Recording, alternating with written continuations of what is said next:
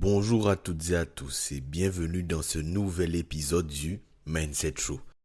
Aujourd'hui, nous allons parler de l'un des piliers du développement personnel et de la réussite. Il s'agit de la discipline quotidienne. Si la motivation est l'étincelle qui démarre le feu, la discipline est le bois qui le maintient allumé, jour après jour.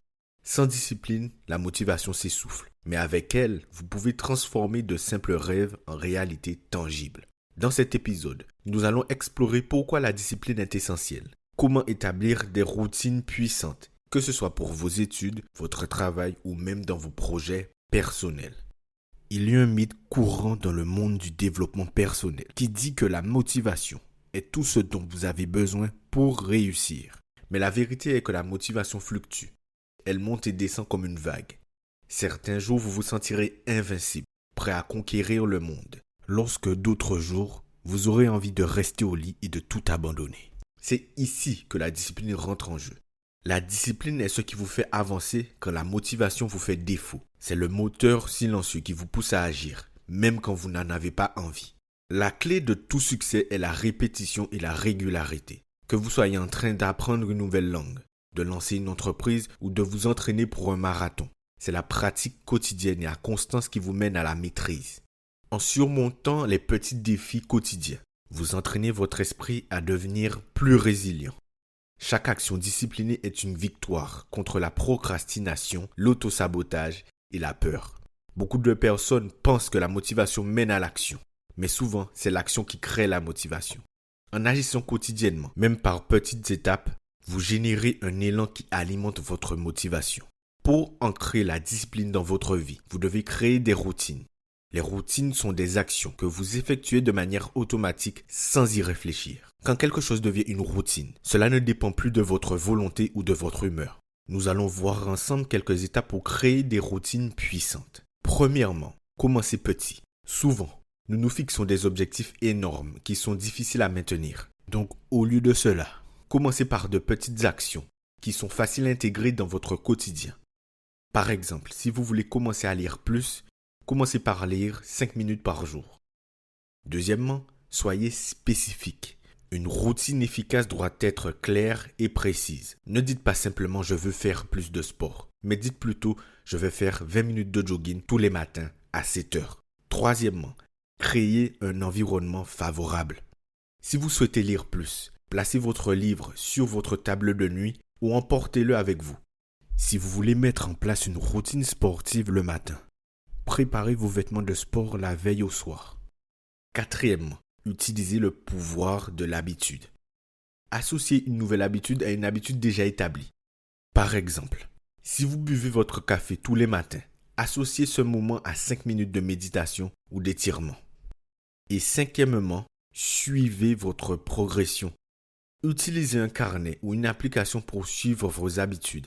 Le fait de voir votre progression vous donne un sentiment d'accomplissement et vous motive à continuer.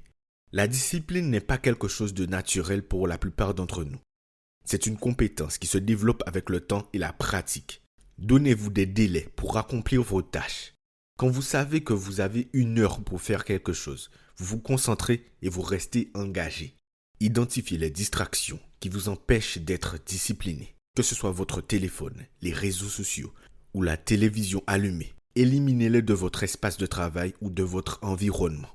La discipline ne doit pas être un synonyme de privation. Après avoir accompli une tâche importante, accordez-vous une petite récompense. Cela peut être aussi simple que de prendre une tasse de thé, lire quelques pages de votre livre préféré ou écouter votre morceau de musique préféré.